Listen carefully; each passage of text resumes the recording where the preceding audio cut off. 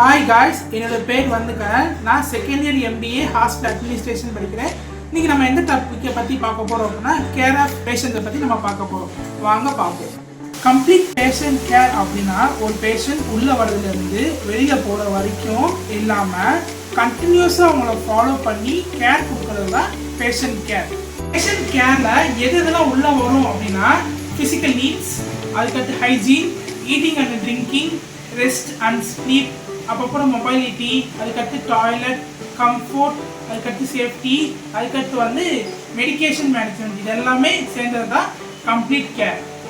எந்தெந்த செக்ஷன்ஸில் இம்ப்ரூவ் பண்ணணும் அப்படின்னா ஃபஸ்ட்டு ஷோ ரெஸ்பெக்ட். ஒரு பேஷண்ட்ஸ் இருக்காங்க அப்படின்னா அந்த பேஷண்ட்ஸுக்கு தேவைப்படுற அந்த ரெஸ்பெக்ட்ஸை நம்ம கரெக்டாக கொடுக்கணும். அதுதான் அவங்க எக்ஸ்பர்ட்டும் பண்ணுவாங்க. ரெண்டாவது எதில் இம்ப்ரூவ்மெண்ட் பண்ணணும் அப்படின்னா ப்ரொவைட் எமோஷ்னல் சப்போர்ட். இப்போ ஒரு பேஷண்ட் இருக்காங்க அப்படின்னா அந்த பேஷண்ட்க்கு நம்ம எமோஷ்னல் சப்போர்ட் தேவைப்படுது. அதனால் நம்ம அவங்களுக்கு எமோஷ்னல் சப்போர்ட் நம்ம கொடுக்குறனால அவங்க குயிக் ஹீலிங் ஆகுறாங்க. இதுதான் ஒவ்வொரு பேஷண்ட்ஸுக்கும் தேவைப்படுது. தேர்ட் எதில் இம்ப்ரூவ்மெண்ட் பண்ணணும் அப்படின்னா coordinate patient care with other providers. பேஷண்ட்டோட ஹிஸ்ட்ரிஸ் அப்புறம் ட்ராக் ரெக்கார்ட் இதை ஷேர் பண்ணி ஆல் லெவல் ஆஃப் ஆர்கனைசேஷன்ஸில் எப்பயுமே அவைலபிளாக வச்சுருக்கணும். ஃபோர்த் எதில் இம்ப்ரூவ்மெண்ட் பண்ணணும் அப்படின்னா அட்ரஸ் யுவர் பேஷண்ட் நீட்ஸ். அப்படின்னா ஒவ்வொரு பேஷண்ட்ஸுக்கும் அவங்களோட ஃபிசிக்கல் நீட்ஸை பூர்த்தி செய்யணும். ஃபிஃப்த் எதில் இம்ப்ரூவ்மெண்ட் பண்ணணும் அப்படின்னா help your patient manage the medication. எந்தெந்த மெடிசன் சாப்பிடணும், எந்த டைமில் சாப்பிடணும், எந்த அளவில் சாப்பிடணும், எல்லாத்தையும் கிளாரிஃபையாக அவங்களுக்கு எக்ஸ்பிளைன் பண்ணி அவங்களுக்கு புரிய வைக்கணும். சிக்ஸ்த் எதில் இம்ப்ரூவ்மெண்ட் பண்ணணும் அப்படின்னா streamline care management with technology. இப்போ ஹாஸ்பிட்டலில் இருக்கிற அட்வான்ஸ் லெவல் டெக்னாலஜிஸ் எல்லாம் அவங்க எந்த ஹெசிடேட் இல்லாமல் அவங்கள கூட்டிகிட்டு போய் இருக்கிறதுக்கு ஹெல்ப் பண்ணணும்.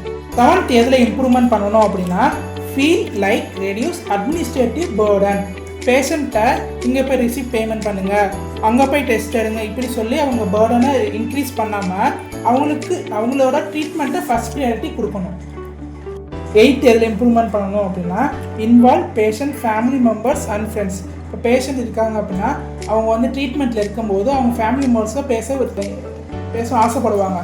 அதனால் அவங்க இந்த மாதிரி விசிட்டிங் டைம் அவங்களுக்கு ஒதுக்கி கொடுக்கும்போது பெட்டர் சர்வீஸ் நம்மளால் ப்ரொவைட் பண்ண முடியும். இதுக்கடுத்து மேனேஜ்மெண்ட்ஸில் ஒரு சில சேஞ்சஸ் கொண்டு வரணும். அதில் முக்கியமானது என்ன அப்படின்னா penetrate healthy mind set into hospital staffs through the administrative policies. ஹாஸ்பிட்டலில் இருக்கிற ஸ்டாஃப்ஸ், நர்ஸ், ஒர்க்கர்ஸ் பேஷண்ட்டை கேரிங்கோடு எப்போவுமே பழகக்கூடிய மனநிலைமையை அட்மினிஸ்ட்ரேஷன் பாலிசிஸ் ரூல்ஸ் வழியாக அவங்களுக்குள்ள ஊடுருவும் வகையில் என்விரான்மெண்ட்டை செட் பண்ணணும்.